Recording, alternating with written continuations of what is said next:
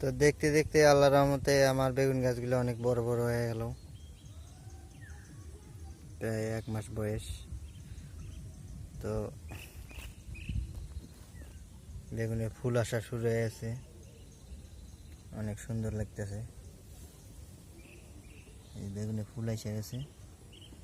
তো গাছগুলো অনেক সুন্দর আছে। এই যে বেগুনের গাছগুলো অনেক সুন্দর আছে।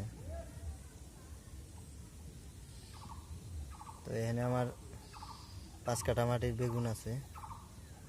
তো 5 কাঠা মাটির বেগুন অনেক সুন্দর আছে, কিন্তু মাঝে মাঝে একটু সমস্যা হয়েছে। এই যে গাছে পোকা লাগছে, এই যে পোকা লাগছে। তো পোকা লাগার কারণে ডগাগুলা কিভাবে জানি মরে যেতেছে গা। এই যে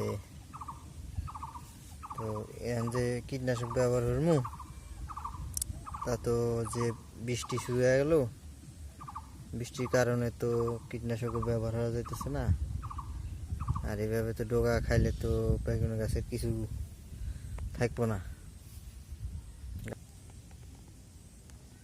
আর কয়েকদিনের মধ্যে আল্লাহর রহমতে ফল ধরা শুরু হয়ে যাবো মনে হয়, যেহেতু ফুল এসে গেছে। প্রতিটা গাছে গাছে ফুল এসে।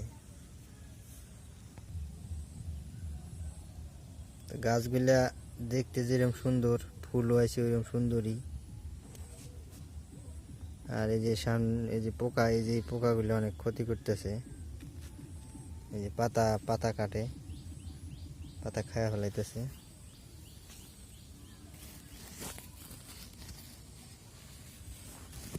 প্রতিটা কিটা ফল দেখা যেতেছে।